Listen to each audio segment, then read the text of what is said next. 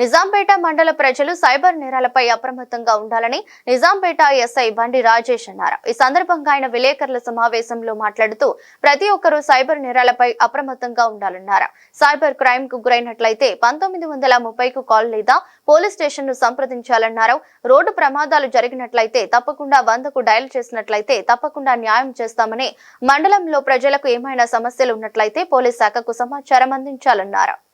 Police శాఖ నుంచి మేము తెలిపేది ఏంటంటే, ఈ మధ్యలో సైబర్ క్రైమ్స్ అనేవి బాగా ట్రెండింగ్గా నడుస్తున్న క్రైమ్ కాబట్టి దాని మీద అవగాహన లేక చాలామంది విక్టిమ్స్ ఎవరైతే అందులో డబ్బులు పోగొట్టుకున్నారు కావచ్చు, అప్పుడప్పుడు కొన్ని ఇష్యూస్ వల్ల ప్రాణాలు కూడా పోగొట్టుకునే పరిస్థితులు వస్తున్నాయి. కాబట్టి ఏదైనా సైబర్ క్రైమ్కు మీరు గురైనట్టు మీకు అనిపిస్తే ఇమీడియట్గా 1930 కాల్ చేయడం కానీ లేదా పోలీస్ స్టేషన్ సంప్రదించడం కానీ జరిగితే దాని మీద ఖచ్చితంగా మేము నష్టం ఎక్కువ కాకుండా మా లెవెల్లో మేము ఎంతవరకు చేయాలనో ఆ సహాయం ఖచ్చితంగా దొరుకుతుంది.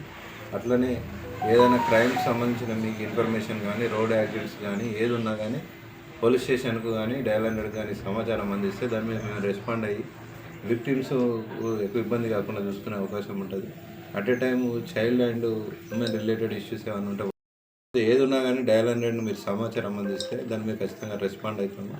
ప్రజలందరూ సహకరిస్తే మేము మంచి సర్వీస్ చేయడానికి ఆల్వేస్ మేము రెడీ ఉంటామని తెలియజేస్తాం.